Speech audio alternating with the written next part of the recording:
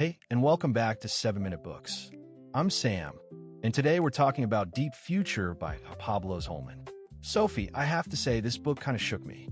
It starts with this idea that we're sleepwalking into the future. Morning, Sam. Yeah, Deep Future is a wake-up call. Holman's point is that we're using 20th century thinking to solve 21st century problems. And it's not working. Right? He says the future isn't something that happens to us.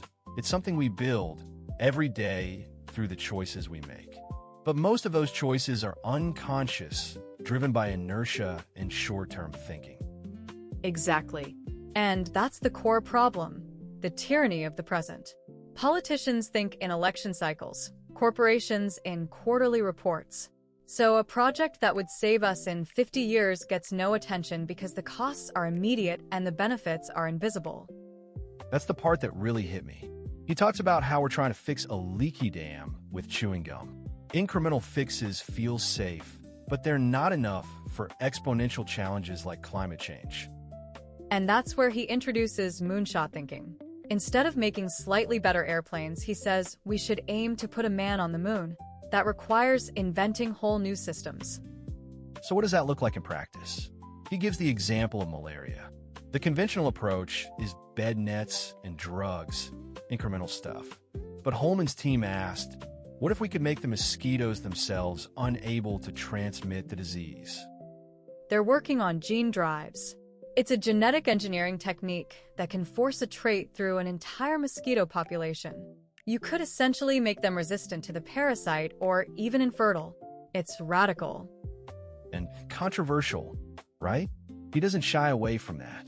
He says the risk of inaction, 500,000 people dying from malaria every year, is far greater than the risk of unintended consequences. That's the proactionary principle he advocates. Instead of the precautionary principle, which paralyzes us, he says we should experiment, take calculated risks, and learn from failures. He applies the same thinking to climate change. He's skeptical of the hair shirt approach, telling everyone to sacrifice and consume less. He says that's politically and psychologically unrealistic for billions of people. Instead, he wants abundance. He points to carbon-sucking machines that can pull CO2 out of the air.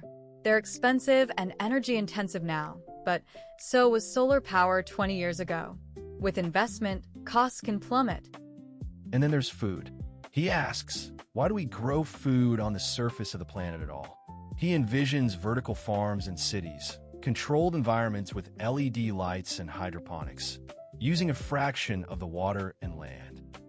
Right now, vertical farming is expensive, but he argues the real barrier is conceptual. We're so used to food coming from a farm that we can't imagine it from a factory. We need to overcome that mental model. Underneath all of this is a philosophy about progress. Holman is a technological optimist, but he's not naive. He says technology is a tool, and we have to be intentional about how we use it. So, what's your one takeaway? What are you actually going to do differently? I'm going to start asking that question he loves.